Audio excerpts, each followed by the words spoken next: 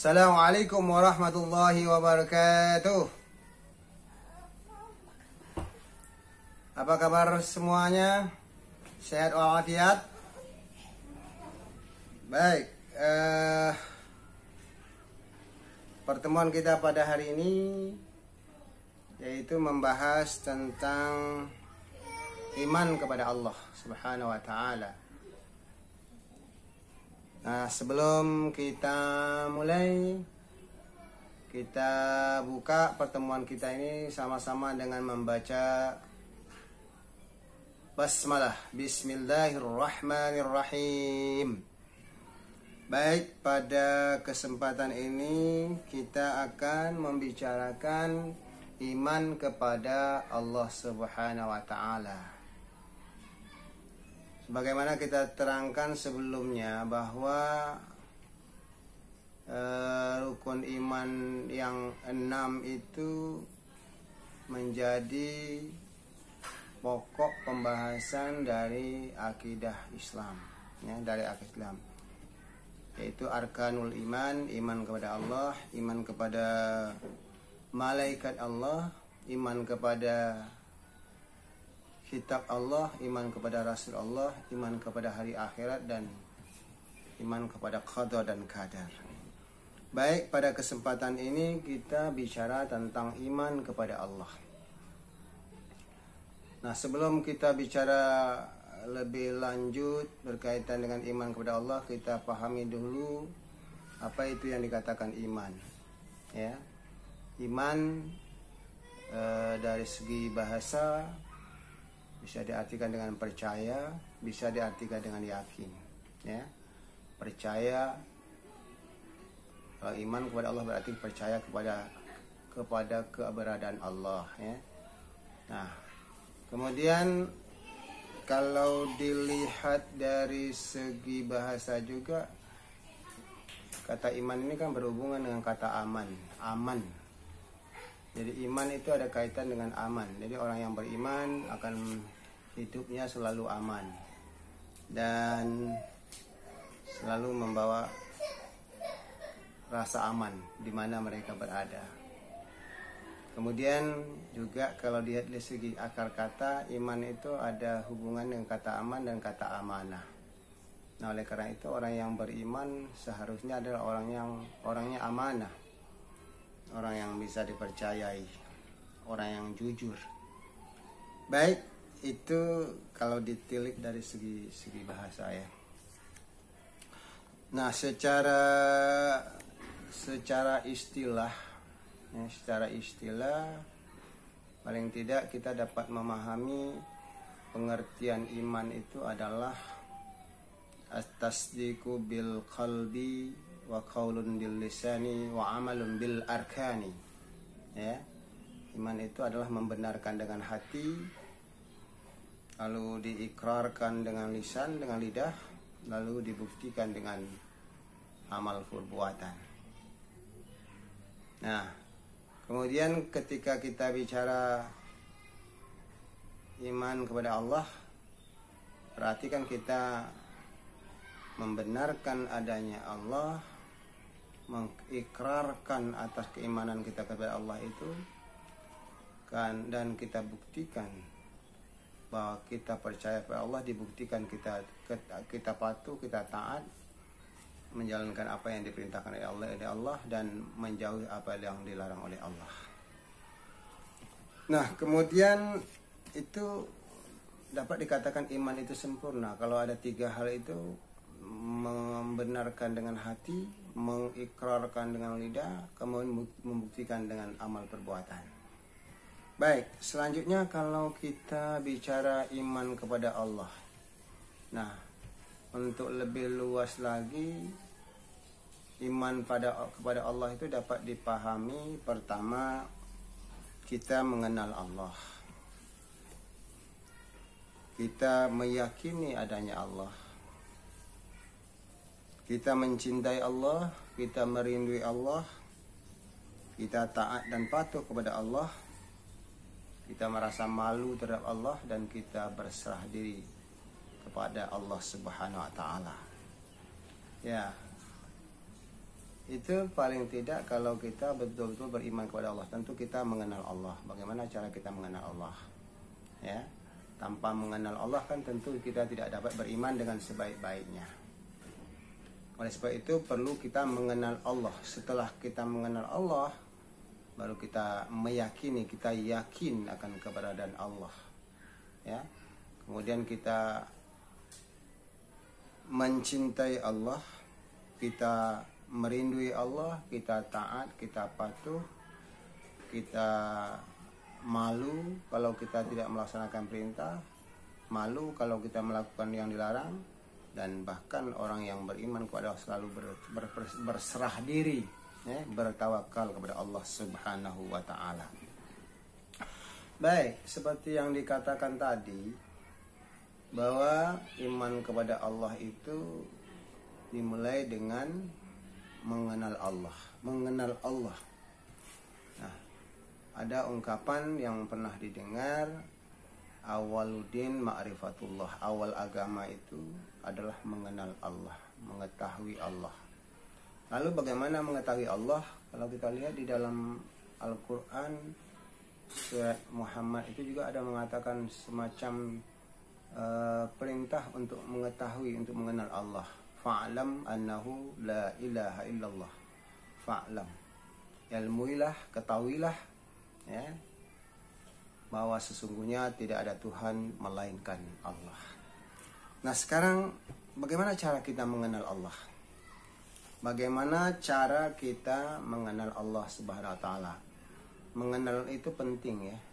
Mengenal penting, kan orang-orang sering mengatakan tak kenal tak sayang, tak sayang tak cinta, ya. Tak kenal tidak yakin, tidak sayang dan tidak cinta. Oleh sebab itu penting mengenal Allah, kita akan mencintai Allah. Mengenal Allah, kita akan mentaati Allah, ya. Mengenal Allah juga kita akan merindui Allah, kita membutuhkan Allah. Baik, sekarang bagaimana cara kita mengenal Allah?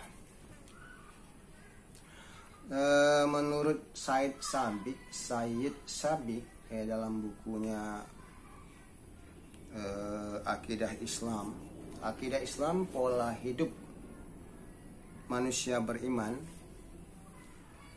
Di dalam buku itu, dalam buku Akidah Islam yang ditulis oleh Said Sabiq itu, pada bagian kedua dia bercerita, dia menyebutkan ada bagian makrifat kepada Allah. Makrifat kepada Allah. Makrifat kepada Allah ini sangat penting, ya. Tadi seperti yang saya katakan, makrifat itu bisa dipahami, mengenal, mengetahui, ya. Bagaimana kita mengenal Allah? Mengenal Allah itu penting supaya kita dapat meyakini dengan sepenuh hati. Selanjutnya kita melaksanakan apa yang diperintahkannya, kita menjauhkan apa yang dilarangnya. Nah, kembali kepada menurut Said Sabiq tadi. Menurut Said Sabiq, untuk bermakrifat kepada Allah itu, untuk mengenal Allah itu beliau mengatakan ada dua cara, ya. Di sini diungkapkan oleh Said Sabiq, untuk bermakrifat kepada Allah Subhanahu wa Ta'ala itu mempunyai dua cara. Yang pertama, untuk mengenal Allah itu, Allah Subhanahu wa Ta'ala sendiri memerintahkan kepada manusia untuk menggunakan akal pikirannya, ya. Menggunakan akal pikiran untuk apa? Akal pikiran itu digunakan untuk melakukan kajian, untuk memeriksa, untuk meneliti, ya, apa saja yang diciptakan oleh Allah, apa saja yang diciptakan oleh Allah, baik di langit maupun di bumi atau di alam semesta ini. Semua ciptaan Allah, memikirkan apa yang telah diciptakan oleh Allah. Nah, dengan memikirkan apa yang diciptakan oleh Allah, maka akan sampai kita akan tahu, ya, bahwa segala yang diciptakan oleh Allah itu ada karena ada yang menciptanya. Yang menciptanya adalah Allah Subhanahu wa taala. Misalnya kalau kita mengatakan memikirkan alam, ya, berarti dengan memikirkan alam kita tahu alam itu ada karena ada yang menciptanya. Yang menciptanya adalah Allah Subhanahu wa taala. Jadi yang pertama adalah untuk mengenal Allah itu Allah menyuruh kita menggunakan akal pikiran, ya. Bermakrifat kepada Allah itu dengan menggunakan akal pikiran. Nah, di dalam ajaran Islam akal pikiran itu sangat penting, ya.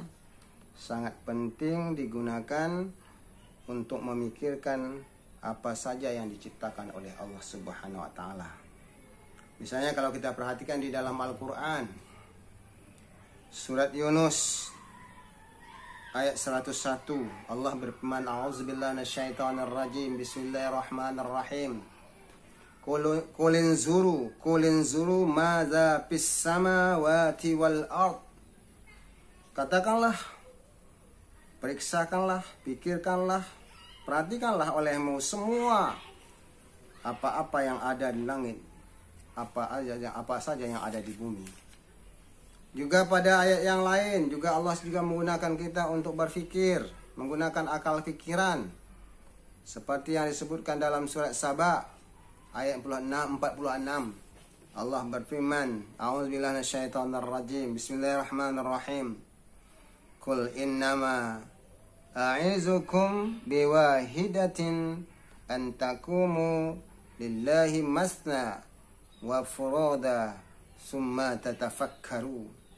Katakanlah, aku hanya hendak mengajarkan kepadamu semua satu perkara saja, yaitu hendaklah kamu semua berdiri di hadapan Allah, dua-dua orang atau seorang-seorang. Kemudian berpikirlah kamu semua, gunakan akal pikiranmu. Surat Saba ayat 46. Kemudian Allah juga mengecam orang-orang yang tak mau menggunakan akal pikiran, ya. Orang yang tak menggunakan akal pikiran, begitu pentingnya akal pikiran, sampai-sampai di dalam Al-Quran itu disebutkan bahwa kebanyakan jin dan manusia masuk neraka jahanam karena tidak mau menggunakan akal pikirannya. Kita lihat dalam Al-Quran surat Al-A'raf ayat 179. A'udzubillahi minasyaitonir rajim, bismillahirrahmanirrahim. Walaqad zara'na li jahannama katsiran minal jinni wal ins lahum qulubun la yafqahuna biha wa lahum a'yunun la yubsiruna biha wa lahum azanun la yasma'una biha ulaika kal an'am bal hum adall ulaika humul ghafilun. Sesungguhnya kami jadikan untuk isi neraka jahanam itu kebanyakan dari jin dan manusia yang mempunyai hati tetapi tidak memahamkan dengan hatinya itu, yang mempunyai mata tetapi tidak melihat dengan matanya, yang mempunyai telinga tetapi tidak mendengarkan dengan telinganya.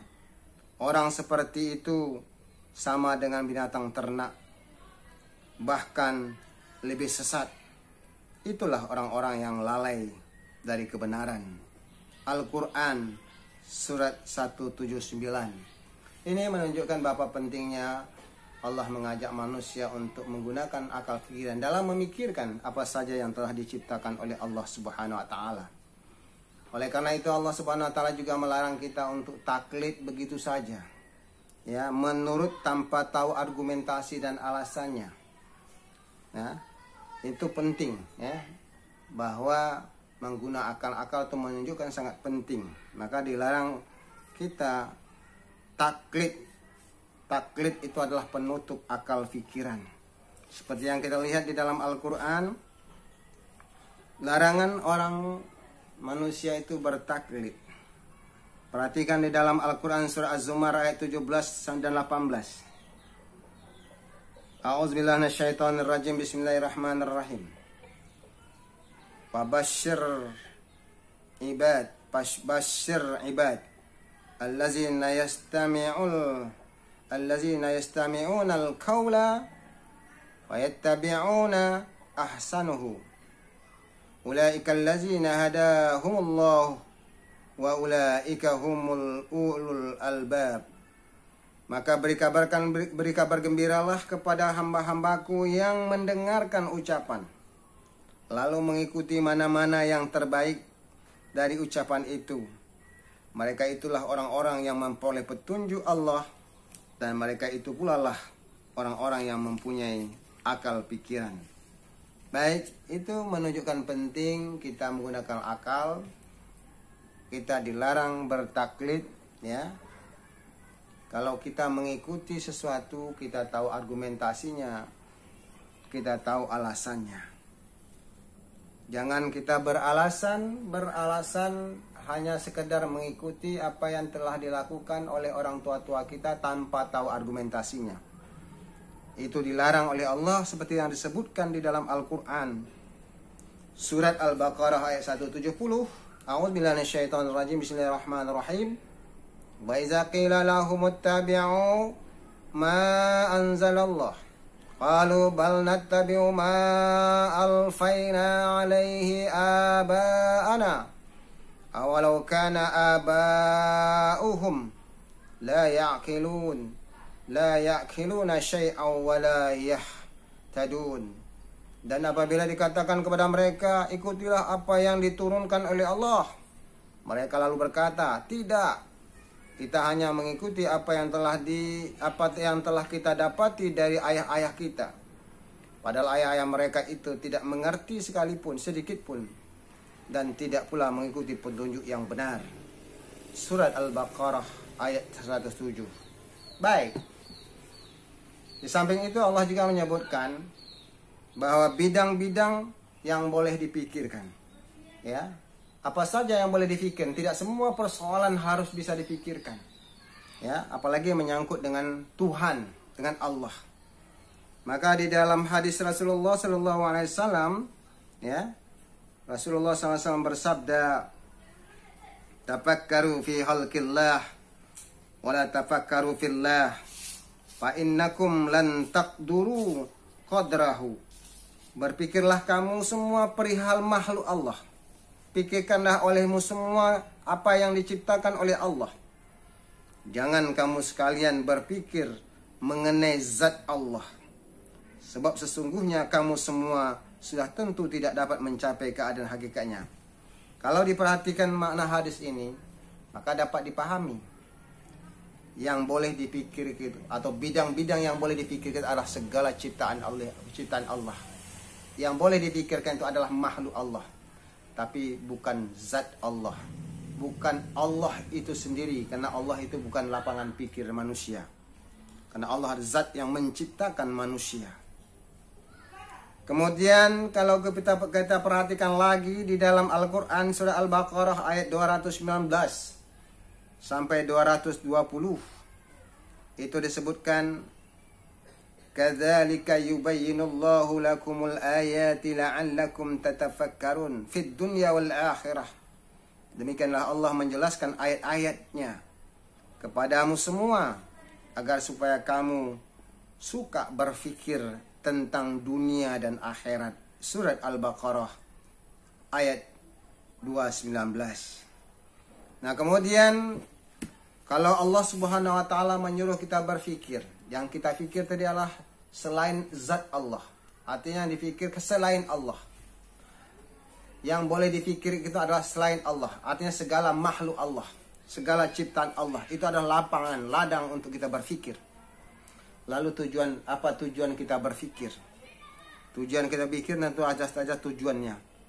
Di antara tujuan-tujuan utama yang dikehendaki oleh Islam dalam hal diperintahnya mengadakan pemikiran-pemikiran itu ialah untuk membangunkan akal dan menggunakan tugasnya dalam berfikir, mengenangkan dan menyelidiki, yang dengan demikian itu akan sampai manusia itu kepada petunjuk yang memberikan penerangan sejelas-jelasnya mengenai peraturan-peraturan kehidupan, sebab-sebabnya, perwujudan, tabiat-tabiat, keadaan dan hakikat-hakikat segala sesuatu benda. Manakala hal itu sudah terlaksana dengan baik, tentu akan dapat merupakan cahaya terang untuk menyingkap persoalan siapa yang sebenarnya menjadi Maha Pencipta. Siapa sebenarnya yang Maha Pencipta dan pembentuk semua itu. Selanjutnya setelah itu kita akan peroleh, maka dengan perlahan-lahan akan tercapailah hakikat yang sebesarnya itu, bermakrifat atau kita bisa mengenal Allah. Artinya dengan berfikir pada akhirnya, dengan memikirkan ciptaan Allah, makhluk Allah, kita akan sampai kepada kesimpulan bahwa segala sesuatu itu ada karena ada yang menciptanya. Yang mencipta itu adalah Allah Subhanahu wa Ta'ala. Jadi dengan kemakrifatan kepada Allah Ta'ala itulah yang sesungguh-sungguhnya merupakan buah atau natijah daripada akal pikiran yang cerdik dan bergerak terus, juga sebagai hasil dari usaha pemikiran yang mendalam serta disinari oleh cahaya yang terang benderang. Baik, selanjutnya tadi yang pertama adalah bagaimana cara kita mengenal Allah, bagaimana cara kita bermakrifat kepada Allah. Pertama, Allah sendiri menyuruh kita menggunakan akal pikiran. Jadi manusia itu dikaruniai oleh Allah akal pikiran. Akal pikiran ini harus atau wajib digunakan. Sebenarnya kalau kita gunakan akal kita dengan baik dan benar, ya, dengan akal pikiran, dengan berpikir, maka kita akan mengembangkan diri kita, mengembangkan ilmu pengetahuan, dan membawa kedamaian, kebahagiaan hidup kita di dunia. Sekaligus seperti yang disampaikan tadi, dengan memikirkan apa yang diciptakan oleh Allah, kita mengenal Allah Subhanahu wa Ta'ala itu sendiri. Baik, yang kedua, untuk bermakrifat kepada Allah itu, Allah memerintahkan kepada kita dengan menggunakan, ya, dengan memakrifati nama-nama Allah serta sifat-sifatnya. Nah, sekarang yang kedua adalah bermakrifat kepada Allah dengan memahami nama-nama Allah dan sifat-sifat Allah. Jadi yang kedua ini, untuk mengenal Allah, untuk kenal Allah itu kita harus mempelajari, kita harus memahami. Apa yang kita pelajari dan kita pahami? Yang kita pelajari adalah Asmaul Husna, nama-nama Allah yang baik, ya, sifat-sifat Allah yang agung. Nah, di dalam buku Said Sabiq ini disebutkan jalan lain dalam mencapai makrifat kepada Allah Subhanahu wa Ta'ala itu ialah memahami nama-nama Allah yang baik-baik serta sifat-sifatnya yang luhur dan tinggi. Jadi nama-nama dan sifat itulah yang merupakan perentaraan yang digunakan oleh Allah agar makhluknya itu dapat bermakrifat kepadanya. Ini yang dapat dianggap sebagai saluran yang dari situ hati manusia dapat mengenal Allah Ta'ala secara spontan. Malahan itu pula lah yang dapat menggerakkan cara penemuan yang hakiki dan membuka alam yang amat luas terhadap kerohanian guna menyaksikan cahaya Allah Azza wa Jalla. Nama-nama Allah itu ada yang disebutkan oleh Allah di dalam Al-Quran. Allah berfirman, A'udzubillahi minasyaitonirrajim, Bismillahirrahmanirrahim. Qul id'ullah awid'ur rahman. Qul id'ullah awid'ur rahman. Ayyaman tad'u falahul asma'ul husna. Al-Quran surah Al-Isra ayat 110. Katakanlah serulah Allah atau serulah Ar-Rahman. Mana saja nama Tuhan yang kamu seru, Dia adalah mempunyai nama-nama yang baik-baik. Nah, dengan nama-nama itulah kita semua diperintah oleh Allah untuk menyerunya, untuk memanggilnya. Allah berfirman dalam Al-Quran, Walillahil asma'ul husna fad'uhu biha. Bagi Allah ada nama-nama yang baik, maka serulah dengan menggunakan nama-nama itu. Al-Quran surat Al-A'raf ayat 180.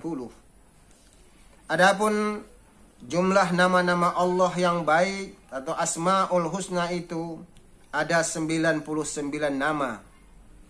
Imam Bukhari Muslim dan Tirmizi meriwayatkan hadis dari Abu Hurairah radhiyallahu an bahwasanya Rasulullah sallallahu alaihi wasallam bersabda, "Inna lillahi tis'atan wa tis'ina isman. Man hafizaha dakhalal jannah wa innallaha witrun yuhibbul witra." Rawahu Ibnu Majah. Allah itu mempunyai 99 nama. Barang siapa yang menghafalnya, maksudnya mengingatnya, menghadirkan makna dan artinya dalam kalbu, serta merasakan bekasnya di dalam jiwa, dia akan masuk surga.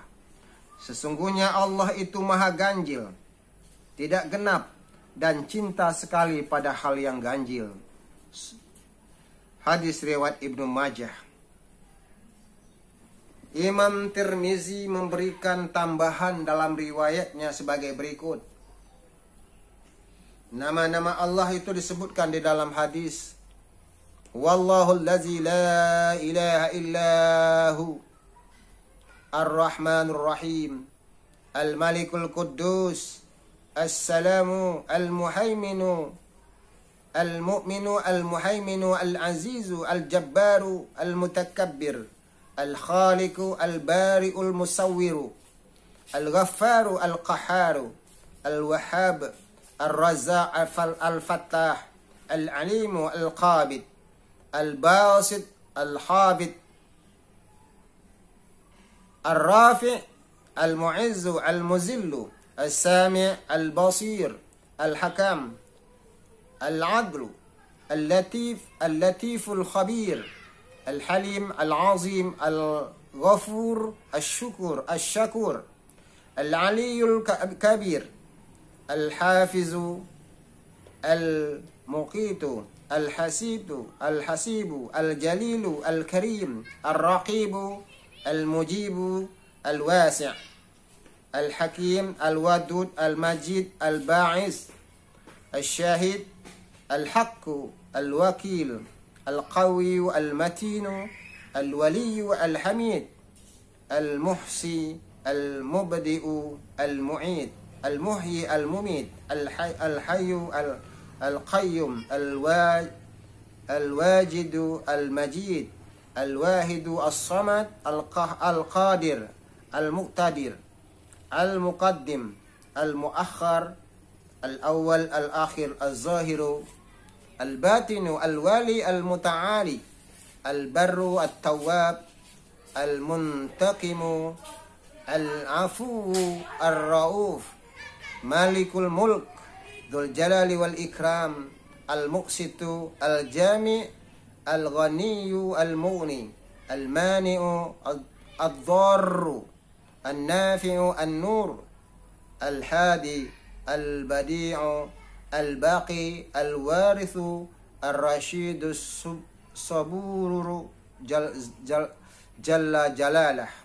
Itu nama-nama Allah yang disebutkan oleh hadis Nabi yang diriwayatkan oleh Imam At-Tirmizi, ya, yang selalu dihafal, diingat, dibaca, dipahami, diambil pengertiannya, kemudian bisa dikaitkan dengan kehidupan kita.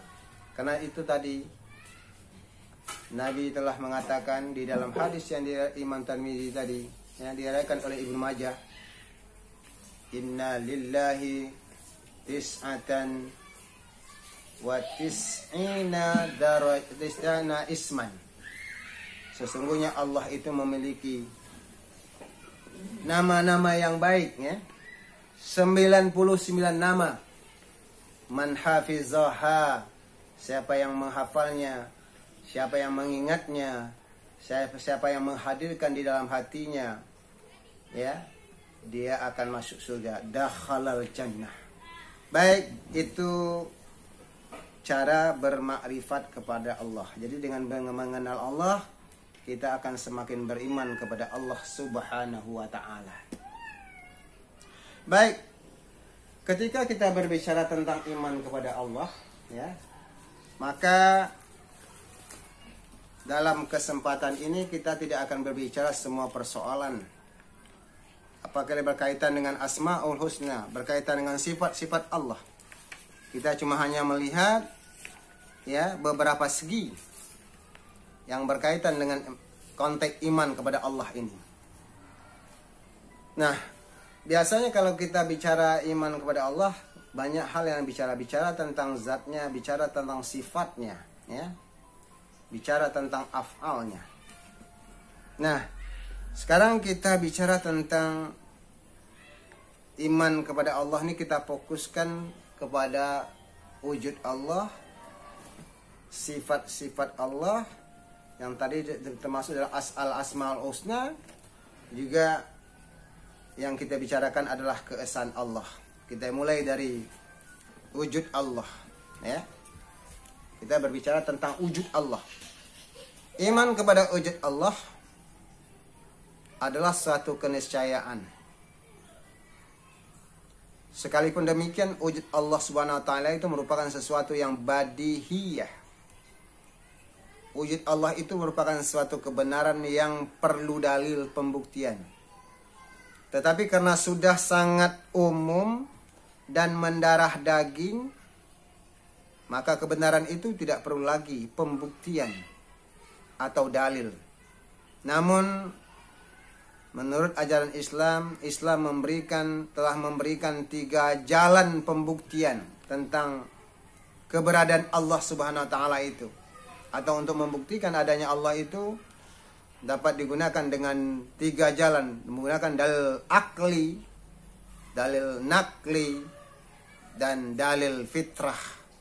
Seperti yang kita sebutkan antara lain dalam pembahasan sebelumnya. Nah, sementara ya inti dari iman kepada Allah adalah tauhid. Inti dari iman kepada Allah adalah tauhid. Ya, tauhid artinya mengesahkan Allah baik dalam zat, sifat dan af'alnya. Nah, di samping itu Allah Subhanahu wa taala memiliki al-asma al-husna dan as-sifah, nama-nama dan sifat-sifatnya sebanyak 99 macam. Semua itu menunjukkan kemahasempurnanya Allah. Baik, pada kesempatan ini sedikit kita berbicara tentang keesaan Allah. Keesaan Allah. Dari keesaan Allah itu bisa kita lihat, ya, bisa kita lihat dari beberapa segi, ya. Kita lihat. Sebelumnya kita pahami dulu tauhid itu apa? Tauhid adalah mengitikadkan bahwa Allah itu esa, mengitikadkan, meyakinkan bahwa Allah itu esa. Tidak ada sekutu. Tidak ada sekutu baginya. Nah, itikad ini harus dihayati. Baik dalam niat, dalam amal, maupun dalam maksud dan tujuan. Tauhid mencakup 7 macam sikap. Yang pertama, tauhid zat. Tauhid zat artinya mengitikadkan bahwa zat Allah itu esa. Tidak berbilang-bilang. Zat Allah itu hanya dimiliki oleh Allah saja. Yang selainnya tidak ada yang memilikinya. Manusia yang terdiri dari atom dan molekul tidak diberi pengetahuan tentang zat Allah. Sehingga Rasulullah Sallallahu Alaihi Wasallam bersabda, "Tafakkaru fi khalqillah, wala tafakkaru fillah, fi zatillah." Pikirkanlah apa yang diciptakan oleh Allah, tapi jangan pikirkan zat Allah. Hadis riwayat Abu Naim dari Ibnu Umar. Yang kedua adalah tauhid sifat. Tauhid sifat adalah meyakinkan atau mengitikadkan bahwa tidak ada sesuatu pun yang menyamai sifat Allah. dan hanya Allah saja yang memiliki sifat kesempurnaan. Allah Subhanahu wa taala menunjukkan hal ini dalam firman-Nya, "Laisa kamislihi syai'un." Surat Asy-Syura ayat 11. Tidak ada suatu apapun, tidak ada sesuatu pun yang seperti dengan Dia. Yang ketiga, tauhid wujud. Tauhid wujud Allah mengiktikadkan bahwa hanya Allah saja yang wajib ada.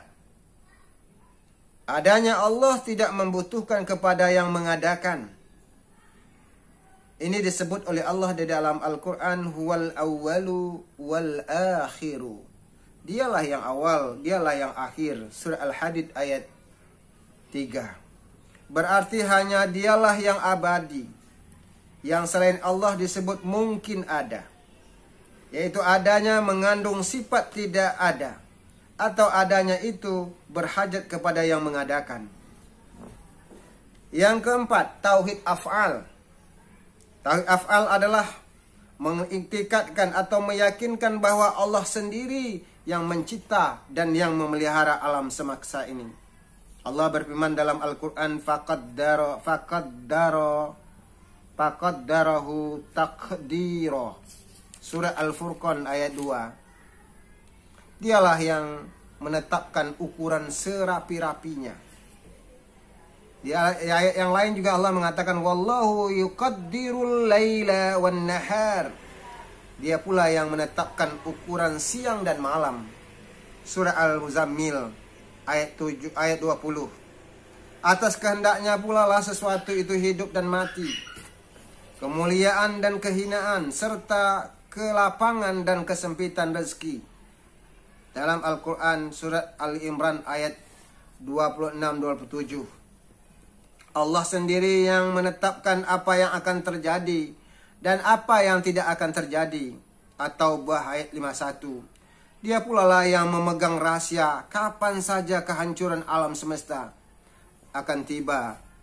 Seperti dalam surah Al-Luqman ayat 34. Maka Allah lah tempat segala bergantung.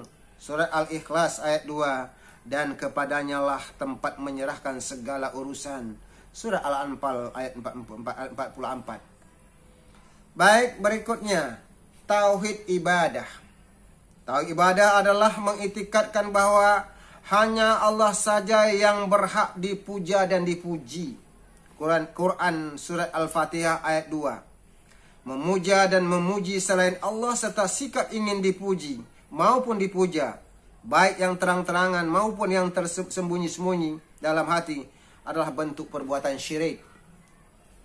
Allah berfirman di dalam Al-Quran surah Al-Fatihah ayat 5, Iyyaka na'budu wa iyyaka nasta'in. Hanya kepada Engkaulah kami beribadah dan hanya kepada Engkaulah kami memohon pertolongan. Surah Al-Fatihah ayat 5. Kemudian di dalam Al-Quran surah Al-Mu'minun ayat 32. U'budullah ma lakum min ilahin ghairuh. Sembahlah olehmu Allah saja, tidak ada Tuhan bagimu selain Dia. Yang keenam, tauhid qasdi. Tauhid qasdi adalah mengiktikadkan bahwasanya hanya kepada Allah saja segala amal ditujukan, ya. Mengiktikadkan hanya kepada Allah segala amal ditujukan. Setiap amal dilakukan secara langsung tanpa perentaraan, serta ditujukan hanya untuk memperoleh keridhaannya semata. Al-Quran surah Al-An'am ayat 162. Kul inna salati wa nusuki wa mahyaya wa mamati lillahi rabbil alamin. Katakanlah, sesungguhnya salatku, ibadatku, hidupku dan matiku aku persembahkan semata-mata hanya kepada Allah, Tuhan semesta alam. Surah Al-An'am ayat 162. Kalimat itu diucapkan oleh seseorang muslim paling sedikit 5 kali dalam sehari semalam. Di dalam salat. Di luar itu, amal seseorang muslim apapun bentuknya selalu dimulai dengan ucapan basmalah dan diakhiri dengan hamdalah. Setiap muslimin diwajibkan melatih diri menjaga konsentrasi kehusyukan, sehingga pemikirannya dipenuhi dengan pengagungan terhadap Allah. Perasaannya penuh dengan syukur kepada Allah. Keindahan halak, keindahan alam yang dilihat dihayatinya sebagai keindahan penciptaannya. Kemerduan suara yang didengarnya adalah kemerduan panggilannya. Usaha-usaha tersebut diperkuat dengan doa. Ya Allah, hanya Engkaulah yang aku tuju, dan keredoan-Mu lah yang aku tuntut. Berilah kepadaku mahabbah dan ma'rifat kepadamu. Yang ketujuh, tauhid tasyrik. Tauhid tasyrik adalah mengitikadkan bahwa hanya Allah lah pembuat peraturan, pembuat hukum yang paling sempurna bagi makhluknya. Allah lah sumber segala hukum, sesuai dengan firman-Nya, Ya ayyuhallazina amanu atii'ullah wa atii'ur rasul wa ul amri minkum fa in tanaza'tum fi syai'in faruddu ila Allah war rasul in kuntum tu'minuna billah wal yaumil akhir dzalika khairum wa ahsanu ta'wila. Surah An-Nisa ayat 59. Hai orang-orang yang beriman, taatilah Allah dan taatilah Rasul-Nya dan para pemimpin di antara kamu. Kemudian jika kamu berlainan, berbeda pendapat mengenai sesuatu, maka kembalikanlah persoalan itu kepada Allah, pada Al-Quran dan Rasul-Nya atau kepada sunnahnya. Jika kamu benar-benar beriman kepada Allah dan hari kemudian, yang demikian itu lebih utama bagimu dan lebih baik akibatnya. Kemudian di dalam Al-Quran juga disebutkan wa man lam yahkum bima anzalallah faulaika humul kafirun. Barang siapa yang tidak memutuskan perkara menurut apa yang diturunkan Allah, maka mereka adalah orang kafir. Al-Maidah ayat 44. Kemudian juga disebutkan wa man lam yahkum bima anzalallah faulaika humul fasikun. Barang siapa yang tidak memutuskan perkara menurut apa yang diturunkan Allah, maka mereka adalah orang-orang yang fasik. Baik, demikianlah ya. Kita tentang dua topik tadi. Pertama kita bicara tentang mengenal Allah, ma'rifatullah. Yang kedua kita berbicara tentang bagaimana cara membuktikan adanya Allah. Kemudian yang ketiga kita berbicara tentang keesaan Allah. Kemudian kalau kita berbicara tentang keesaan Allah, ada juga yang membahas tingkat-tingkat tauhid. Tingkat tauhid itu ada rububiyah, ada uluhiyah, ada ubudiyah, ada al-mulkiyah. Mulkiyah. Jadi ada yang menyebutkan empat itu. Pertama rububiyah, yang kedua uluhiyah, yang ketiga mulkiyah, yang keempat adalah ubudiyah. Tapi pada umumnya menyebutkan dua, yaitu tauhid rububiyah dan tauhid uluhiyah. Karena mulkiyah dan ubudiyah itu bisa masuk di dalam tauhid uluhiyah. Baik, untuk lebih jelasnya sebenarnya bisa dicari ya, bisa dibincangkan. Untuk selanjutnya sebenarnya kita berbicara tentang tauhid rububiyah dan tauhid uluhiyah. Tapi paling tidak kita bisa memahamkan tauhid rububiyah itu berkaitan dengan Rabb, dengan Tuhan. Tuhan sebagai pencipta, Tuhan sebagai pemelihara, Tuhan sebagai pengatur, Tuhan sebagai penentu. Ya. Itu namanya diambil dari kata Rabb, ya. Tuhan sebagai pendidik. Kemudian kalau dilihat definisinya, tauhid rububiyah itu adalah satu keyakinan atau i'tikad bahwa hanya Allah saja yang mencipta, yang mengatur, yang memelihara, yang menentukan segala yang ada di alam semesta ini, ya, termasuk manusia. Berarti manusia berada dalam aturan, berada dalam genggaman Allah Subhanahu wa taala. Kemudian keyakinan kepada tauhid rububiyah, bahwa Allah sebagai pencipta, sebagai pengatur, sebagai penentu, menentu manusia itu, hidup mati manusia itu adalah Allah, maka melahirkan konsekuensinya adalah tauhid uluhiyah.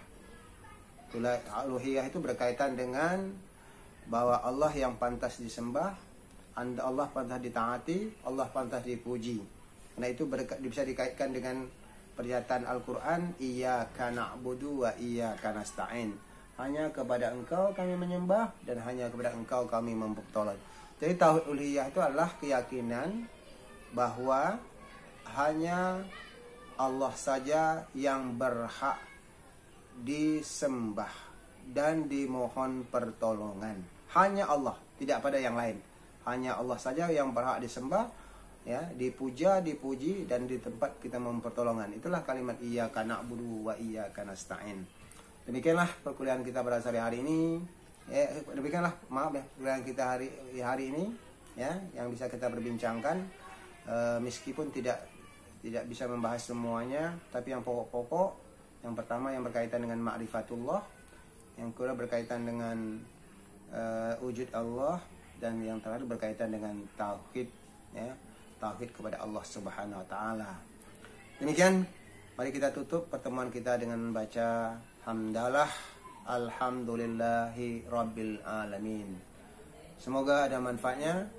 Billahi taufiq wal hidayah. Assalamualaikum warahmatullahi wabarakatuh.